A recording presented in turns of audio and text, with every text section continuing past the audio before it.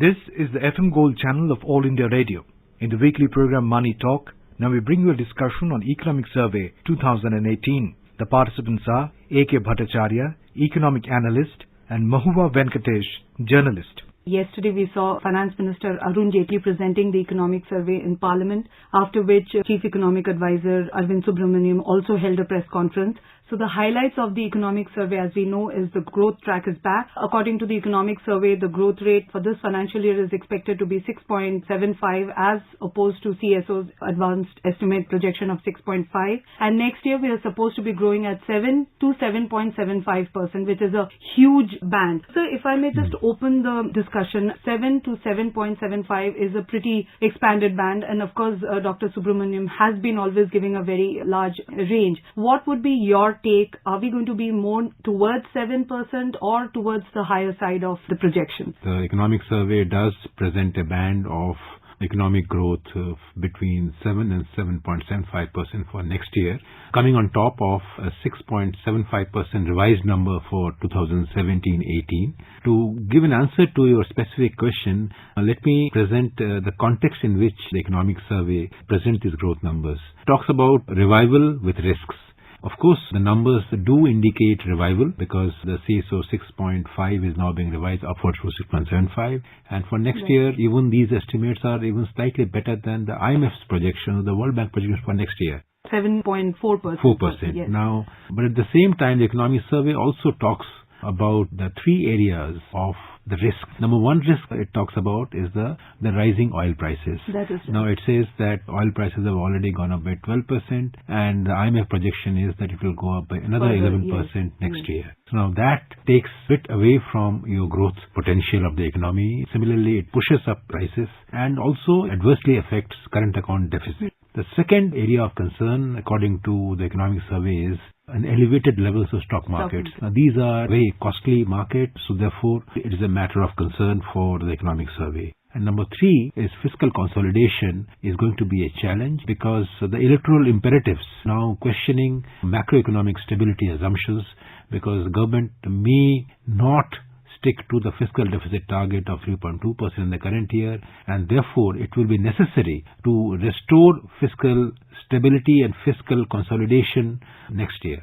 So therefore, given the fact that these are three areas of concern that the economic survey lists, and on the other hand, it gives the positives of exports, that the export is a huge potential, and number two, the completion of the insolvency resolution process is a huge upside. And the recapitalization. Recapitalization, the 4 R's that talks about recognition of bad assets and resolution of the stressed assets problem and recapitalization of banks and reforms in the banking system. These are the 4 R's as you mentioned. Now, if you take all this together, you realize that yes, acceleration in growth should take place, but whether it will be 7.75 or it will stay at 7% will depend a lot on how oil prices move, how the stock markets stabilize at a certain sustainable level, and whether the government in the budget to be presented in a few days from now, how they project the fiscal consolidation roadmap. But sir, at the same time, he also talks about private investments, and he says that private investments which have remained mute for all these months are likely to pick up, and all indications are that finally we'll see investments happening. So what is your take on that? Will also somehow... Yes, absolutely right. Private investments is a critical factor here. But remember that private investments have not been coming. There are stalled projects yet are still a cause for concern for the economy. And with the capacity utilization level in Indian industry hovering at around 74%, private investments will not come in a hurry. Which is why the economic survey points out that the resolution of stressed assets problem is a key to reviving growth. It is only after the insolvency and bankruptcy code and the NCLT's resolution processes are completed and the stressed assets take a haircut, the banks take a haircut and banks are recapitalized. So money is with the banks so that they can do fresh businesses to lend money, loans growth takes place, and some of the stressed companies actually are deleveraged so that they can go in for fresh investments. So therefore, the growth projection scenario is influenced by all these factors. Finance Minister last week also announced the recapitalization plan. Do you think it should be taken up as a priority as fast as we can do, because it's work in progress and we need to really act very fast on reforming and bringing the public sector banks on their health? The government had come out with a 2.1 lakh crore of recapitalization plan, and out of which 1.35 lakh crore was meant for giving fresh equity to banks. Now, out of which, as we all know, 88,000 crore has already been allocated, and a formula has been devised by which some of the weaker banks will probably get a larger share of these assets so that their asset base expands significantly so that they can undertake new businesses.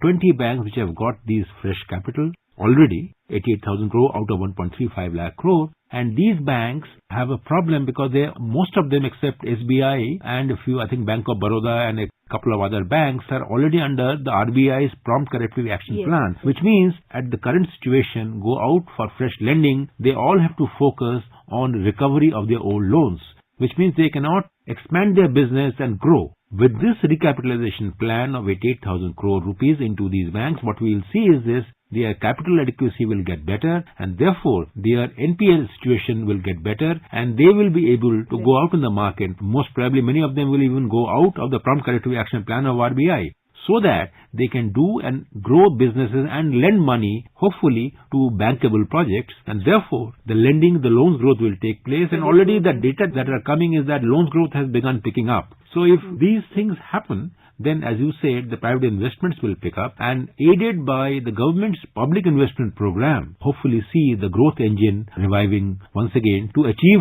the growth rate targets that the economic survey has projected at 7 to 7.75%.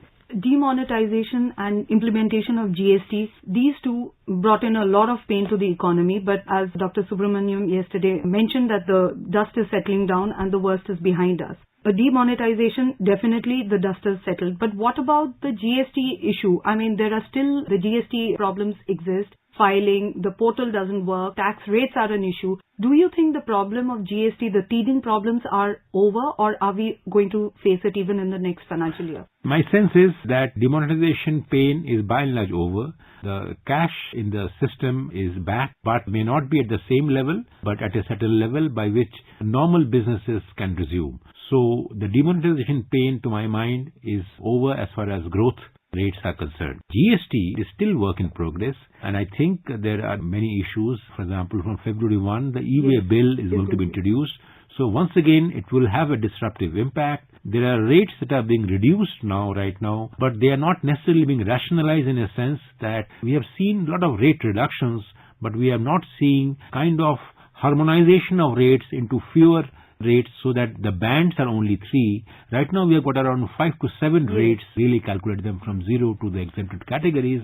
So therefore, and plus the GSTN network is getting better, and most importantly, the economic survey has come out with data shows that if you analyze the first 5 months revenue collections under GST, what you see is a growth rate of 12%. And this growth rate of GST collection of 12% actually reflects robust buoyancy indirect tax collection, which is estimated by the survey at 1.14 compared to the historical rate of 0.9% buoyancy. Now, to my mind, if GST can stabilize at this healthy rate of collections, if it has seen the kind of 50% increase in the tax base, we are seeing the onset of a larger tax base that can be the backbone of sustained revenue mobilization program.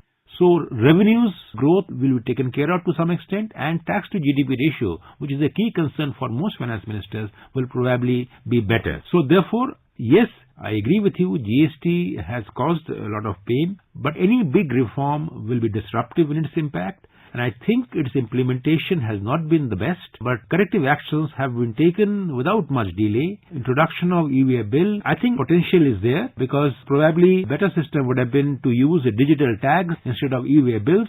And once again, when you announce the date of introducing the invoice matching system, which has been deferred till April now, once you introduce that system, then again you will see another round of disruption. So therefore, as I said, GST is still work in progress, and we are yet to see that the GST pain is over. But my sense is GST is not 6-month experiment. It is long-term thing, at least a year and a half. Only after that you will see a normalization of the process. But then the good news is the GST collections are showing robust growth, which should be good news for the government that indeed wants the revenue to GDP ratio to get better. The other highlight, of course, is the individual taxpayers, and according to the economic survey, we've seen 1.8 million new individual taxpayers coming into the system after the demonetization exercise was announced. So that also should help the... Yes, what is happening is that the formalization of the economy and widening of the tax base are two of the signals that the economic survey projects very, very well. Now, just to tell you that the GST will account for almost 24% of the government's total budget, and individual income tax right now accounts for 16% of the budget. Now, if this 16%, imagine, it goes up to 17 or 18, 19%, and GST can go up to 25, 26%, government's tax worries, which is the tax revenue,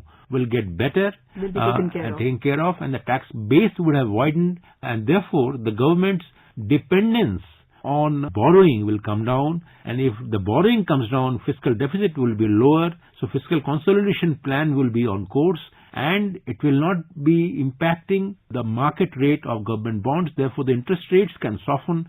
So on the whole, there will be a virtuous cycle that can be created instead of the vicious cycle that very often gets created when the government's borrowing gets bigger and larger.